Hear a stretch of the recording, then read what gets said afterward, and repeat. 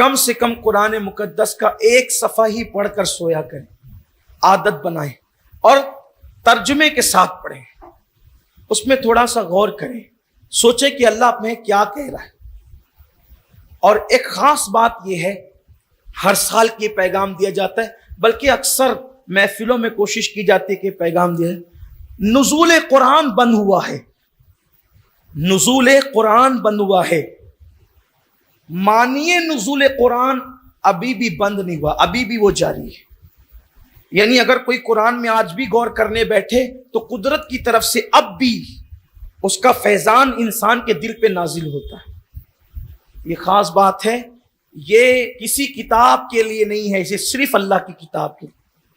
مانیے قرآن آج بھی دلوں پہ نازل ہو رہے ہیں اور قیامت تک نازل ہوتے رہیں گے، اس کی کوئی حد نہیں ہے، اس کا کوئی شمار نہیں۔ تو لوگ کہتے ہیں، مفکرین کہتے ہیں، بڑے بڑے دانشور کہتے ہیں کہ مسلمانوں کو چاہیے کہ کامیابی کے لیے کوئی لاہ عمل تیار کرے۔ ادھر قتل ہو رہا ہے، ادھر آبروئیں لٹ رہی ہے، گھر جل رہے ہیں، تباہی ہے، بربادی ہے، ظالم حکمرانوں کا تسلط ہے۔ ایسے میں مایوسی کی باتیں آج کل اب زیادہ ہو رہی ہیں، یہ چلا گیا اور وہ آ گیا اور اس کا کیا اور اس کا کیا۔ ہمیں کوئی مایوس ہونے کی ضرورت نہیں، پہلی بات۔ دوسری بات یہ کہ یہ جو بات کہی جاتی ہے کہ لاہ عمل تیار کرو، بیٹھے مسلم دانشوران بیٹھیں، مفکرین بیٹھیں، مدبرین بیٹھیں اور لاہ عمل تیار کرو، یہ بچکانہ بات ہے۔ مسلمانوں سے کہا جاتا ہے لاہ عمل تیار کرو، کوئی لاہ عمل تیار کرنے کی ضرورت نہیں ہے، اس لیے کہ لاہ عمل کی ضرورت اس قوم کو ہوتی ہے جس کے پاس لاہ عمل ہوتا نہیں۔ ہمیں تو ہمارے نبی نے آج سے 1450 سال پہلے قرآن کی شکل میں مصطفیٰ جان رحمت نے لاہ عمل پیش کر دیا۔ لاہ عمل ہمارے پاس ہے، اب صرف عمل کی ضرورت ہے، اب صرف عمل کی ضرورت ہے۔ اب یہ عالمی منشور کیسے ہے؟ صرف چند نمونے پیش کر کے بات ختم۔ یہ عالمی منشور کیسے ہے؟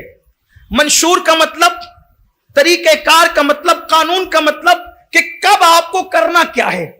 اس لیے کہ سب رونا رو رہے ہیں، یہ ہو گیا، یہ ہو گیا، ارے کریں کیا؟ کرنا کیا ہے؟ کیا کرنا ہے ہمیں؟ تو اب آئیے ذرا قرآن میں چیک کرتے ہیں۔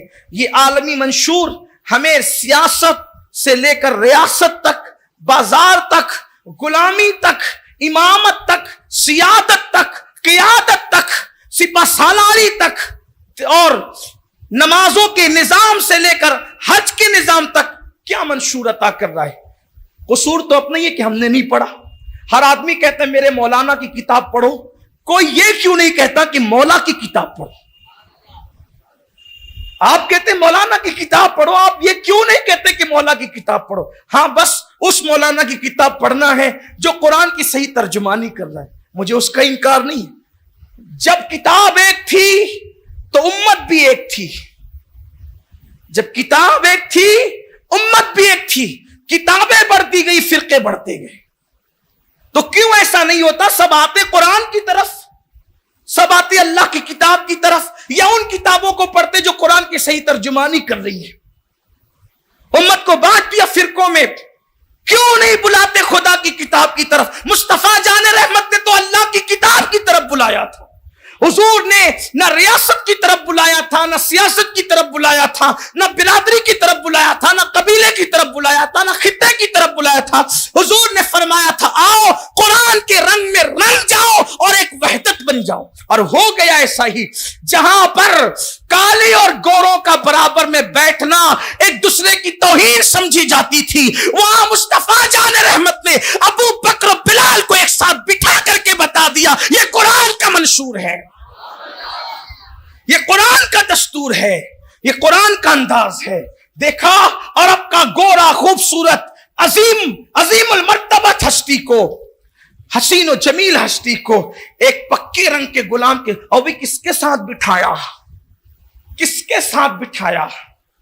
جس نے خود خرید کر آزاد کیا، اتنے بڑے محسن کے برابر۔ اور پھر سیدنا فاروق اعظم، عرب کا وہ خوبصورت انسان، جب بھی بلال کو پکارتے تو یہ کہہ کر پکارتے یا سیدنا بلال، اے بلال تو میرا سردار ہے، یہ قرآن کا انقلاب ہے، قرآن کا قانونی نظام ہے کہیں پر جس نے غلاموں کو سیدنا کہہ کے پکارنے کا انداز عطا کیا؟ تو بات یہ کر رہا تھا کہ کیا نظام ہے قرآن میں. دیکھو اس وقت تو حکمرانی بڑے ظالموں کی ہے دنیا بھر میں، کہاں ہے مجھے اس کا کوئی تفسیر نہیں. دنیا بھر میں ظلم ہے، جبر ہے. اب کرنا کیا ہے؟ جب ظالموں کی حکمرانی ہو تو قرآن کیا منشور عطا کرتا ہے. دیکھیے فرعون جیسا ظالم آج کون ہے؟ فرعون جس نے کہا کہ میں رب ہوں، انا ربکم الاعلی جیسی صدائیں ایسے بدبختوں نے جو ہے وہ کیا. اب فرعون جیسا ظالم، فرعون جیسا جابر، فرعون جیسا بدکار بدترین انسان، لیکن قدرت نے فرعون اور حضرت موسیٰ کا واقعہ بیان کیا. پھر بتایا کہ ایسا ظالم جو اپنی حکومت بچانے کے لیے بچوں کو قتل کر رہا تھا، ہم نے اسی کے گھر میں موسیٰ کی پرورش کی. کیوں؟ جس نے حکومت بچانے کے لیے اتنے، بلکہ موسیٰ کے قتل کے لیے اتنے بچے قتل کروائے کہ موسیٰ پیدا نہ ہو، اس کے گھر میں موسیٰ کی پرورش کیوں رہی علیہ السلام؟ بس بات اتنی ہے کہ موسیٰ نے ہم سے تعلق مضبوط کر لیا تھا. اگر تعلق موسیٰ کی طرح کسی کا مضبوط ہو جائے تو وقت کا فرعون آج بھی اس کو پالنے پر مجبور ہو جائے. جناب موسیٰ کی طرح چلے تعلق کوئی مضبوط تو نہیں کر سکتا، لیکن ان کے نقش قدم پر تو کوئی چل سکتا ہے. میں ان کی شریعت کی اتباع کی بات نہیں کر رہا ہوں، اس لیے کہ مصطفیٰ جان رحمت کا قانون آ گیا تو اب سب کی شریعتیں منسوخ ہو گئی، لیکن عقیدہ توحید تو وہی تھا نا جناب موسیٰ کا جو ہمارا ہے. اس پہ کوئی مضبوط تو ہو کر دیکھیں. پھر دیکھیں آپ